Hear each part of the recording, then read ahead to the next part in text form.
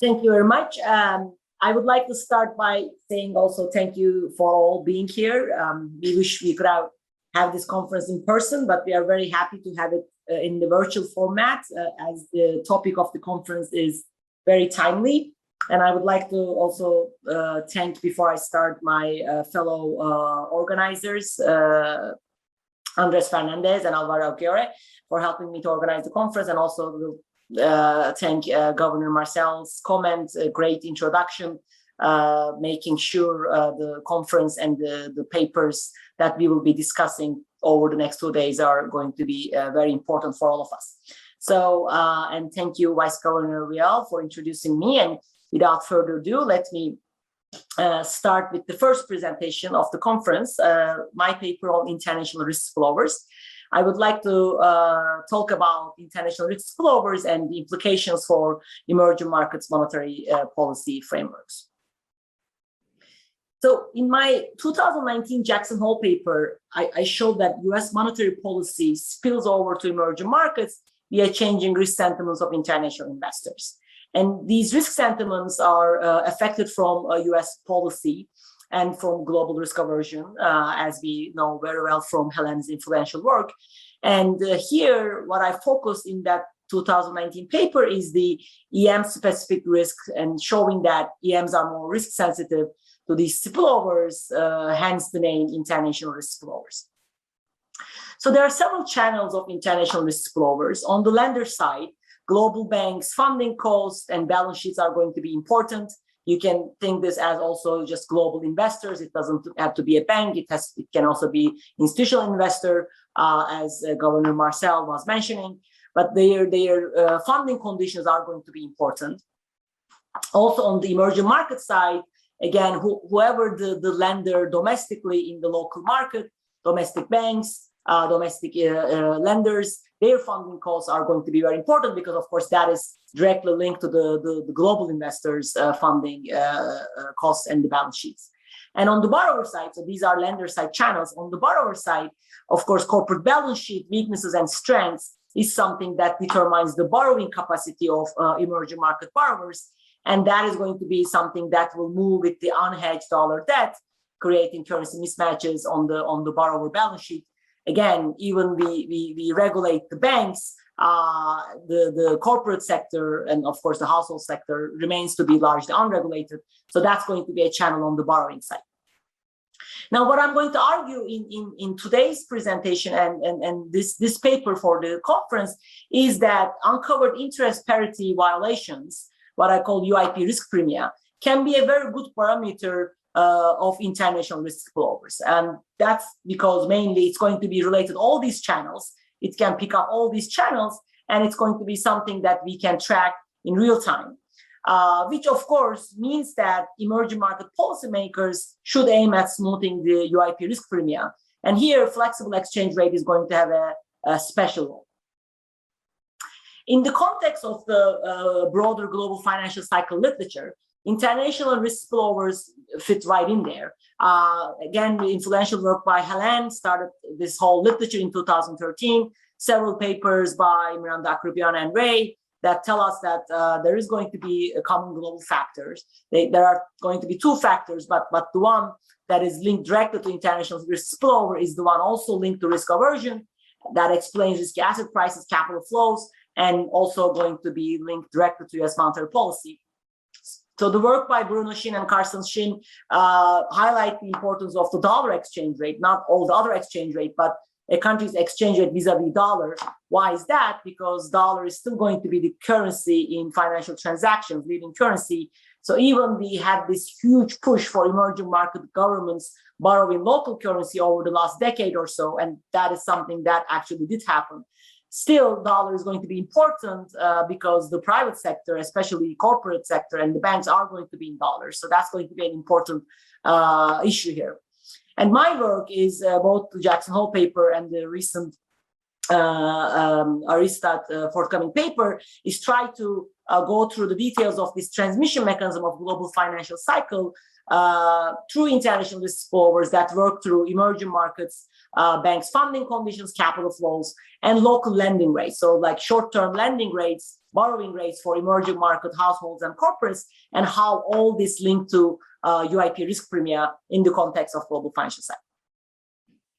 Now, let me start with this figure. This is, going back to 1990s, monthly data, linking US monetary policy, effective Fed funds rate in blue directly to investor risk sentiments. So one measure of that is the Vxo Index, volatility index. So this is again originally shown by Helen, and there's a very strong positive correlation between US monetary policy and investor risk sentiments.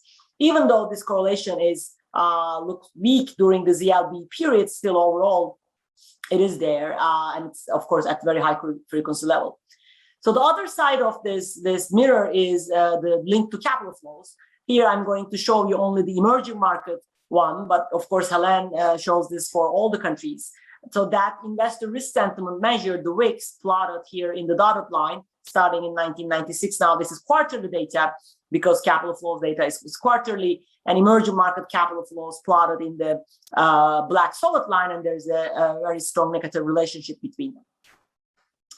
Here I'm going to mention the importance of looking at capital flows by sector, especially moving forward, the world after COVID, and in terms of understanding vulnerabilities, in addition to the standard practice of looking at capital flows by asset class, such as portfolio flows, equity, bond, and all that. And why is that? Because it is important in order to have full-fledged view on vulnerabilities related to that sector and also related to the currency composition of capital flows. If you plot for emerging markets on the most left figure, the total capital flows broken down by sector, this is going back to 1995 and we extended recently to 2018, just before COVID.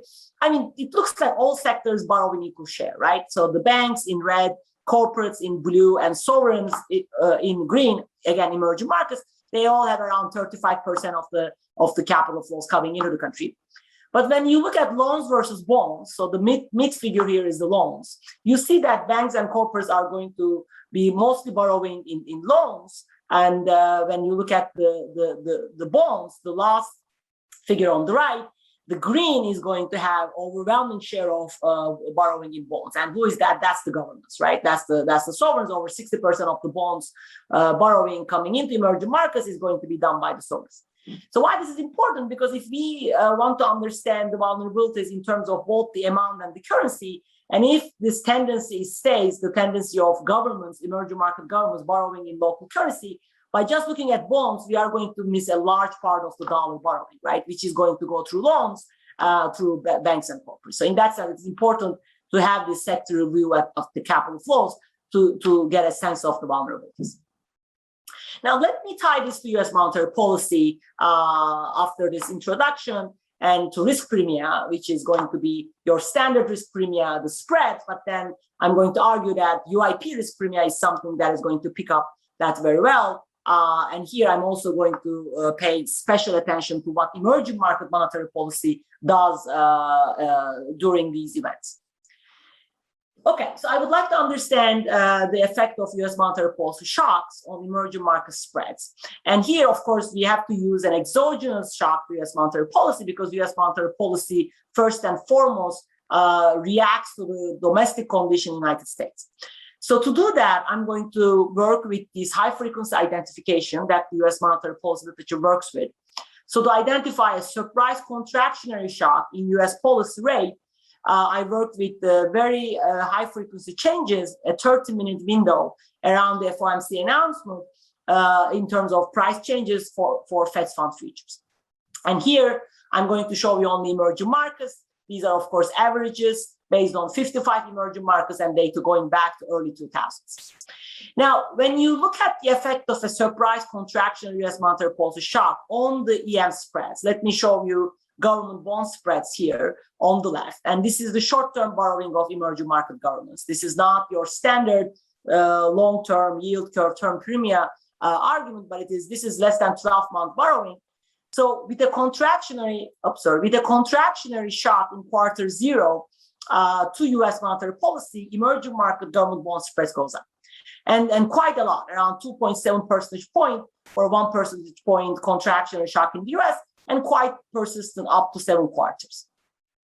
Now, it is very interesting that this happens, this increase in the risk premia and external financing cost of emerging market governments short-term happens in spite of the right monetary policy, right? So the right figure plots the reaction of emerging market and domestic monetary policy rate. Now, this is the policy rate to a contractionary shock in the US. And you see that it is a countercyclical, right? It's a countercyclical response. Again, this is going to be the average emerging market. I also look at the median. So in spite of there are emerging markets that is going to give a procyclical response, hike the policy rates as a response to contractionary policy in the US, the typical is not going to be that. And then the typical and average emerging market is going to be loosening.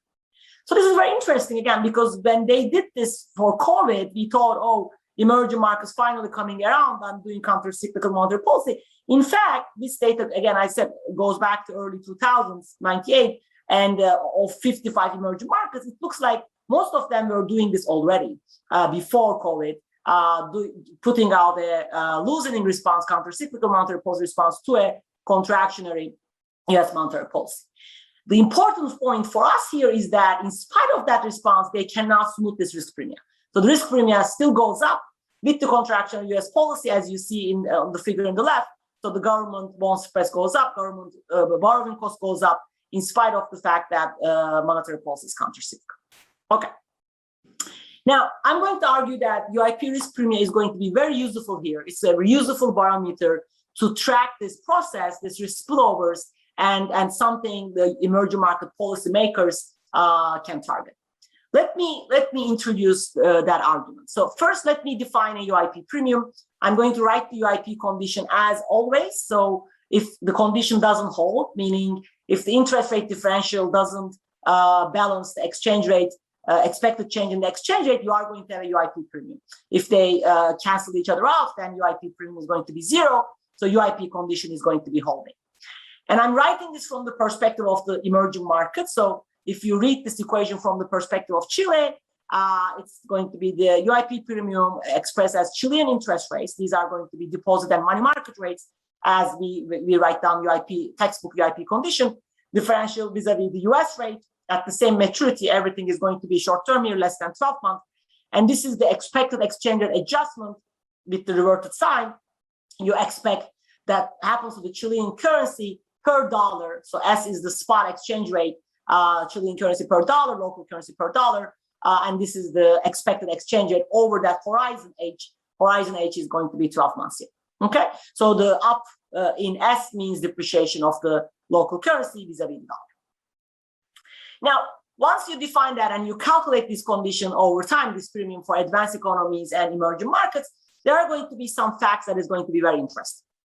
So we call this 5 facts about the UIP premium in our work. And basically, the first thing is, if you see the bottom figure here for advanced economies, UIP holds on average. Holds on average result is from this eyeballing observation that UIP holds at line 0 here. And for advanced economies, especially in the 2000s, after 2005, it fluctuates around 0. Clearly, there are periods it deviates, but it is pretty much on average 0.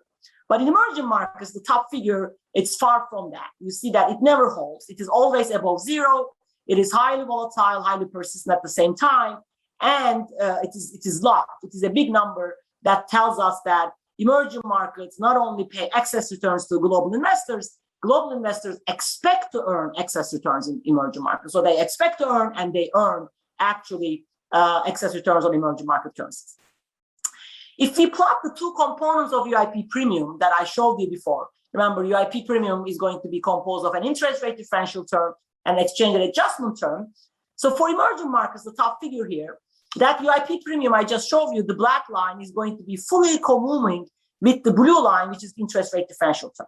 So the correlation is going to be around 70%, whereas the exchange rate adjustment term, so the expected change in the exchange rate, the red line here, is not going to be correlated that high with UIP premium. There's a correlation, but it's just 20%.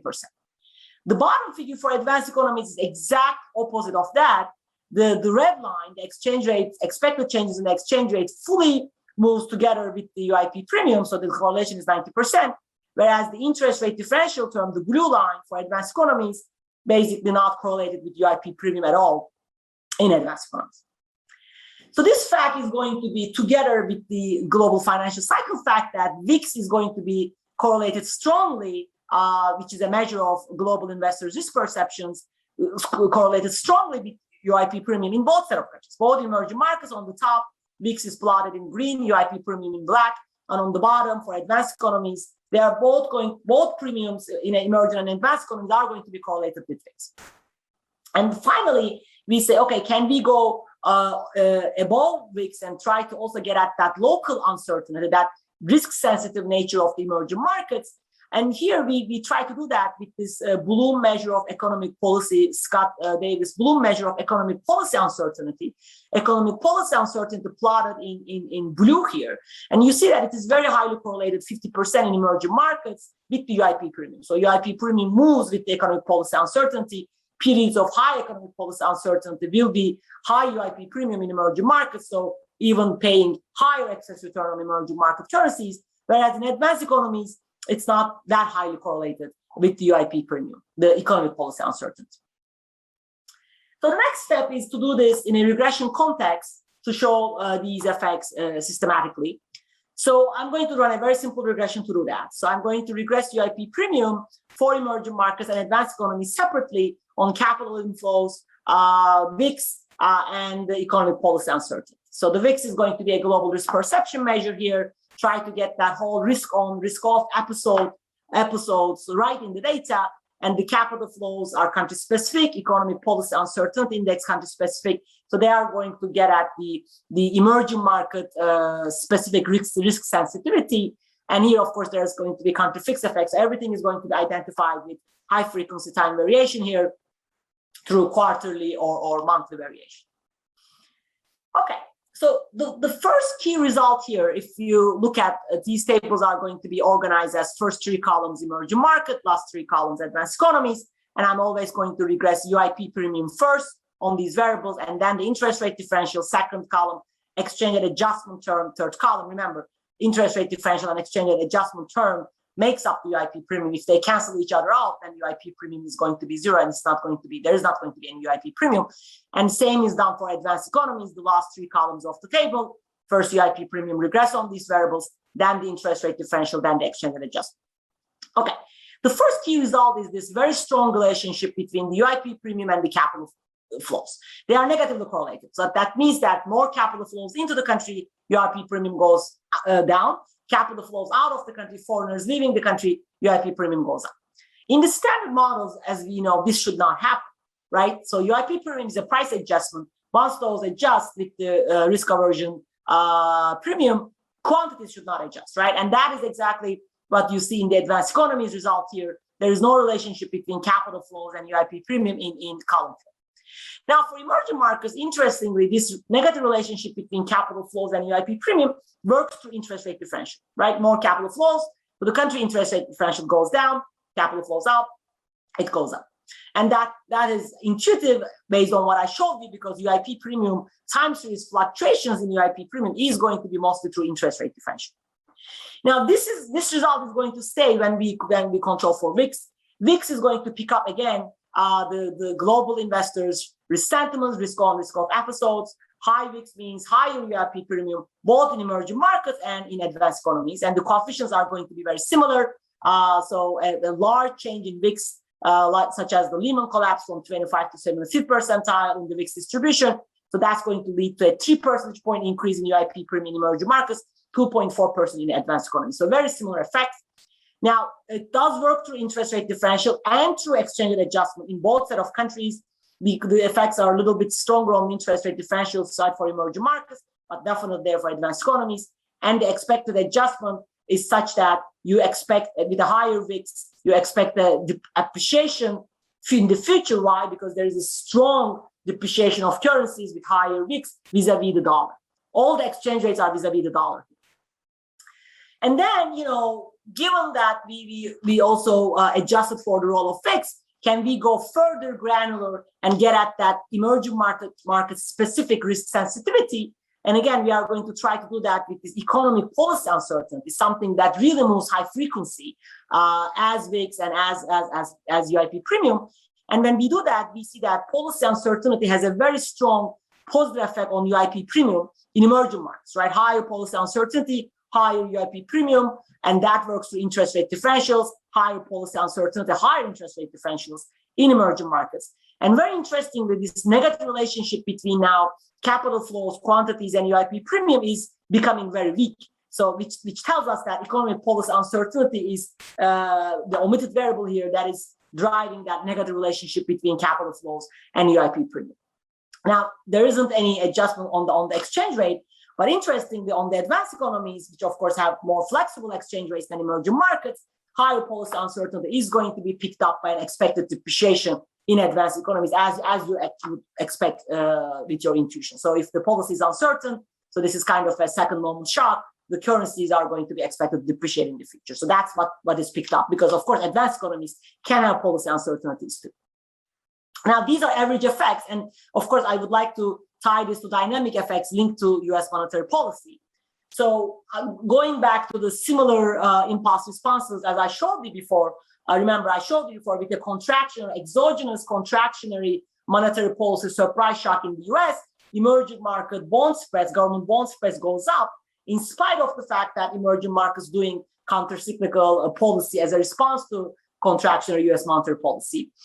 So that's basically a case that shows emerging market counter-cyclical policies are not going to be effective in smoothing out the UIP risk premium. And you see this clearly in this figure, right? So I use the same surprise shock to US monetary policy, domestic US monetary policy in quarter zero, and UIP risk premium goes up in emerging markets. And it is not as persistent as the bond spreads. The previous government bond spreads, they were up until seventh quarter, and they increase around 2.7 percentage point. But here you see a very similar, actually even more, a 3 percentage point increase with a 1 percentage point shock, contractionary shock to US monetary policy. It is not as persistent, it dies down around quarter four, but clearly it is something that picks up fully that increase in the external financing cost and the government bond spreads that I showed you before. Now, this is emerging markets on the left. Interestingly, for advanced economies on the right, there is no response of their UIP risk premium to US monetary policy shocks. Okay, so and this is because why we have this different response, because the argument is one that UIP risk premium picks up the risk sentiments, right? Of course, it can pick up other things like arbitrage frictions, financial frictions, lack of hedging instruments, and all that. So that's going to be there too.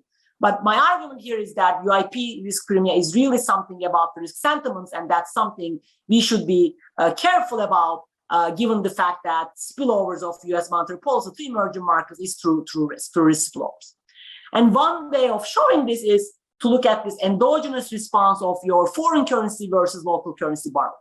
So here a figure that shows the cyclicality in the share of foreign currency loans in blue as a function to VIX. VIX is plotted on the right in black, and the share of foreign currency loans is plotted in blue on the left. And here again, this is a share, right? So the blue goes down means you borrow more and more local currency and you borrow less and less foreign currency. The blue goes up means you borrow less in foreign currency, you borrow more in foreign currency. You borrow less in local currency. When blue goes up, you borrow more in foreign currency, because blue is the share of foreign currency. And this is very telling, right? Because this is something beyond an arbitrage friction or a regulatory friction or a financial friction, because it is fully endogenous to VIX fluctuations, moves with VIX, how you go back and forth between local currency, foreign currency borrowing, which means it will also move exactly like that with US monetary policy. Another way of showing this is plotting the UIP deviations and CIP deviations together. On the left, UIP is in black and CIP is in red. They are positively correlated, of course. CIP is picking arbitrage frictions, mostly due to regulation, where UIP is picking the changing risk sentiment of investors.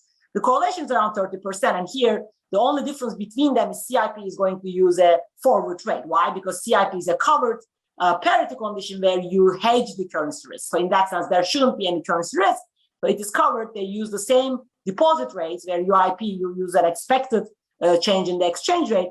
Now, on the right, actually, we calculate CIP based on the work by Du and Schreger. This is actually Du and Schreger's cross-currency basis plotted here in red, meaning it uses interbank rates. So now here, the CIP in red and UIP in black, they use different rates. Du and Schreger argues that this is mostly about regulatory frictions and banks, so we should be using interbank rates. And when we do that, there's no correlation between them. I mean, URP is going to be much larger, much more volatile. The correlation is like basically zero, and it's the wrong direction, right? Negative.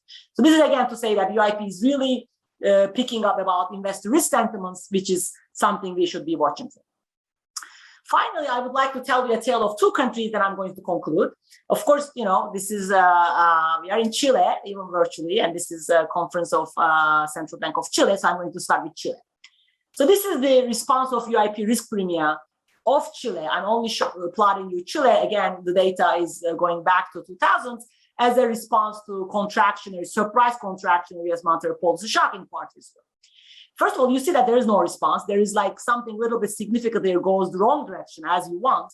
And then there's pretty much no response. It looks exactly like the advanced countries. If you remember the figure I showed you for UIP risk premia response in advanced countries to a contractionary US monetary policy shock, there was nothing going on. And Chile looks very similar to that.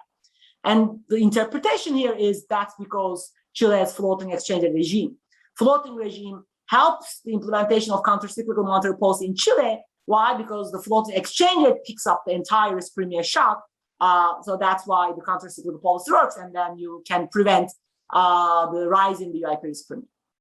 I'm going to go to the other extreme now, my second country, which is also my own country. The case of Turkey, that's going to be exactly the opposite of Chile. Again, this data goes back to 2003. Now, because this is a managed exchange rate, and the problem is the management is done using the monetary policy, so you will feel the full effect of investor risk sentiments on local credit markets. So here on the figure on the top left, you will see the strong correlation between VIX and UIP risk premia in Turkey. The next to that is, of course, the effect of VIX on the lending rates. Short-term lending rates to households and firms are going to be fully correlated with VIX. On the bottom left, that's because the funding conditions of domestic banks are going to be negatively correlated with VIX. And the final figure here is this happens on spite of the collateral valuations, because that is not going to be that much correlated with VIX once capital flows intermediated with banks and capital flows doesn't go to the stock markets. Okay, to conclude and the policy implications, to go over the policy implications, so the takeaways are as follows. International risk spillovers constitute a big challenge for emerging market policymakers. The time varying UIP risk premium in emerging markets is a good barometer here. That is moving with policy uncertainty in emerging markets. Also, in addition to global risk sentiments measured by VIX, both are about risk sentiments of global investors, and they are affected from US monetary policy. These extra negative sentiment on emerging markets can increase definitely during the risk-off periods when VIX is high, when US monetary policy is contractionary. That's because of the investors' assessment of political risk, monetary policy credibility, exchange rate risk, and these are all going to be reflected in high interest rates. That's why it's picked up by the interest rate differential and reduced capital flows. That's what makes emerging markets more risk sensitive. So this is really actually sad, because global investors not only earn excess returns, they expect to earn excess returns from emerging markets. So that can be interpreted as inefficient UIP risk premium, something that policy can target, right? So it's not just a simple premium for a risky currency. It is more than that. That's why it is inefficient. That's why it's linked to capital flows to emerging markets. What can emerging market policymakers do? Well, here, again, this makes the case for flexible exchange rate very strong, because flexible exchange rate is going to absorb UIP risk premia, easing a trade-off for the EM policymakers. So pro-cyclical monetary policy makes the risk premia worse, and counter-cyclical monetary policy is ineffective without the flexible exchange rate. Of course, there is going to be a problem with the volatile exchange rate. So what can we do about that? Counter-cyclical use of macroprudential policies can help capital flow management policies to affect that related balance sheet mismatches. And for that type of volatility not to be detrimental, monetary policy credibility is key. And of course, a developed financial system with access to hedging instruments. Thank you very much.